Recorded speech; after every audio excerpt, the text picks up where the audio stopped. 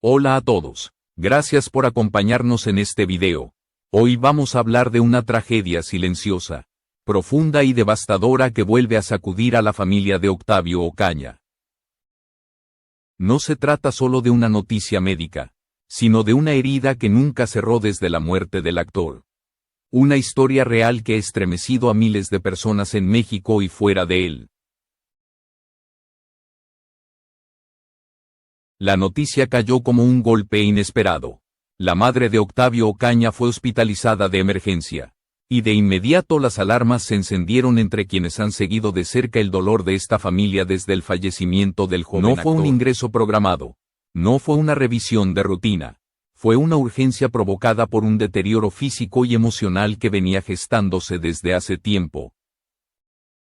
El propio padre de Octavio, Octavio Pérez, fue quien confirmó públicamente la situación al cancelar una entrevista familiar que estaba prevista para ese mismo día, alegando que su esposa se encontraba internada. Gracias por ver este video y si este contenido te aporta información y reflexión, suscríbete al canal para apoyarnos y darnos fuerzas para seguir creciendo. Desde ese momento, el silencio se apoderó de la familia. Ni Octavio Pérez ni sus hijas, Bertha y Ana Leticia, dieron detalles inmediatos sobre la gravedad del estado de salud de su madre. Esa ausencia de información, lejos de tranquilizar, aumentó la preocupación del público, que sabe muy bien que detrás de este colapso no hay una causa aislada, sino un duelo prolongado que nunca fue atendido ni sanado. La madre de Octavio no solo perdió a su hijo, perdió también la estabilidad emocional que sostenía su vida cotidiana, en los días previos a su hospitalización. Ya existían señales claras de que su estado anímico era crítico. La familia convivía con una mujer rota por dentro, consumida por la tristeza, arrastrando un dolor que no encontró consuelo ni justicia. Cada aniversario, cada recuerdo, cada mención del nombre de Octavio era un golpe directo al corazón. La tragedia no terminó con el funeral, simplemente cambió de forma y se instaló en la rutina diaria de su madre, debilitándola poco a poco. La hospitalización no es un hecho aislado ni repentino, es la consecuencia visible de un sufrimiento acumulado durante meses, un cuerpo que ya no pudo sostener el peso de una pena constante. Y mientras el público espera noticias oficiales sobre su estado de salud, la pregunta que muchos se hacen es inevitable. ¿Cuánto más puede resistir una madre que siente que perdió todo cuando perdió a su hijo? Esta historia no habla solo de una familia famosa, habla de una herida abierta que sigue sangrando frente a los ojos de todos, y de un dolor que nunca fue acompañado ni reparado. La familia de Octavio Ocaña ha vivido atrapada en un duelo interminable desde el día en que el actor perdió la vida. Para muchos, el paso del tiempo atenúa el dolor, pero en este caso ocurrió lo contrario. Cada semana, cada noticia relacionada con el caso, cada comentario en redes sociales reabría una herida que jamás logró cicatrizar. En el centro de ese sufrimiento constante se encontraba su madre, Ana Lucía Ocaña, una mujer que nunca pudo aceptar la ausencia de su hijo ni comprender las circunstancias que rodearon su muerte. Dentro del hogar, el ambiente se volvió pesado, silencioso, cargado de emociones contenidas. El padre, Octavio Pérez, intentó sostener a su familia mientras lidiaba con su propio dolor, pero también con la impotencia de ver cómo su esposa se apagaba lentamente. No se trataba de episodios aislados de tristeza, era una depresión profunda que se manifestaba en el día a día, en la falta de energía, en el aislamiento, en la ausencia de ganas de vivir. La casa dejó de ser un refugio y se convirtió en un recordatorio constante de lo que ya no estaba. Las hijas, Bertha y Ana Leticia, fueron testigos directas de este deterioro emocional. Ellas mismas lo han reconocido en distintas ocasiones, explicando que su madre no volvió a ser la misma después del fallecimiento de Octavio. La veían levantarse sin fuerzas, pasar horas en silencio, llorar sin consuelo y revivir una y otra vez el momento en que tuvo que despedirse de su hijo. No había palabras suficientes para aliviar ese dolor, ni gestos capaces de devolverle la paz. El proceso de duelo se agravó por la sensación permanente de injusticia. Para la madre de Octavio, la muerte de su hijo no solo fue una pérdida irreparable, sino una tragedia rodeada de preguntas sin respuesta. Esa incertidumbre se convirtió en una carga emocional devastadora. La mente no descansaba, el cuerpo tampoco, dormir se volvió difícil, comer dejó de tener sentido, y poco a poco su salud física comenzó a resentirse. Mientras el público observaba desde fuera, muchos asumían que el tiempo ayudaría a sanar, pero dentro de la familia sabían que el dolor se estaba transformando en algo más peligroso. No era solo tristeza, era un desgaste profundo que amenazaba con quebrarla por completo. La hospitalización que hoy preocupa a todos no nació de un día para otro. Fue el resultado de una batalla silenciosa que Ana Lucía Ocaña llevaba librando desde hace mucho tiempo.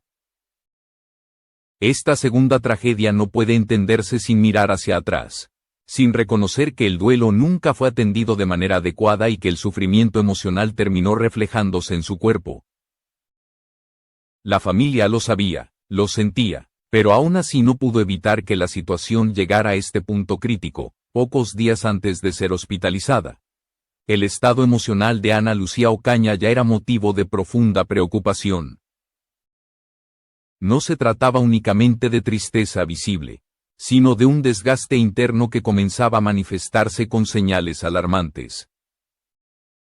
Su entorno más cercano sabía que algo no estaba bien, que el dolor había superado un límite peligroso. La pérdida de su hijo no solo había afectado su ánimo, también había minado su fuerza física y su capacidad para seguir adelante con normalidad. La confesión pública de su hija Berta Ocaña terminó de confirmar lo que muchos temían. En un mensaje profundamente emotivo, describió a su madre como una mujer devastada, sin aliento y sin ganas de seguir viviendo. No fue una frase impulsiva ni exagerada, fue el retrato crudo de una realidad que la familia enfrentaba puertas adentro. Esas palabras sacudieron a la opinión pública porque revelaron que el duelo había alcanzado un punto extremo. Uno en el que la esperanza parecía haberse extinguido. Ana Lucía vivía atrapada en los recuerdos. Revivía constantemente los últimos momentos de Octavio. Su risa, su voz, sus planes inconclusos. Cada pensamiento regresaba al mismo lugar, a la ausencia definitiva. Esa carga emocional, sostenida durante tanto tiempo, comenzó a pasar factura. El cuerpo empezó a fallar, como si ya no tuviera la energía necesaria para sostener tanto sufrimiento. Mareos, debilidad y malestares generales fueron algunas de las señales previas al colapso. El día de su hospitalización fue la confirmación de que la situación había llegado a un punto crítico. Se sintió mal de manera repentina y fue necesario trasladarla de urgencia para recibir atención médica.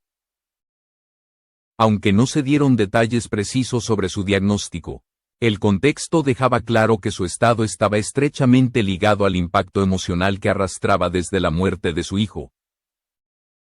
No era solo una crisis física, era el reflejo de una herida que nunca cerró. Mientras tanto, el silencio oficial se mantuvo. La familia decidió no compartir información inmediata, conscientes de la tensión mediática que los rodea. Sin embargo, ese silencio también evidenciaba la gravedad del momento. La preocupación del público creció, no por simple curiosidad, sino porque muchos comprendían que estaban siendo testigos de las consecuencias más duras de un duelo prolongado y no acompañado. La historia de Ana Lucía Ocaña dejó de ser un tema privado para convertirse en un espejo de una realidad que muchas familias viven en silencio. Cuando el dolor no se atiende, cuando la pérdida no se procesa, el cuerpo termina hablando, y en este caso, lo hizo de la forma más alarmante posible. Las palabras de Berta Ocaña no solo estremecieron a la familia, también provocaron una reacción inmediata y masiva en el público. cuando describió a su madre como muerta en vida. No estaba buscando impacto mediático. Estaba poniendo en palabras un sufrimiento que llevaba demasiado tiempo oculto.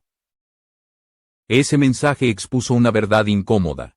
El dolor de Ana Lucía Ocaña había alcanzado un nivel que ya no podía seguir ignorándose. Para muchos, fue la primera vez que comprendieron la magnitud real de la tragedia que esta mujer cargaba desde la muerte de su hijo.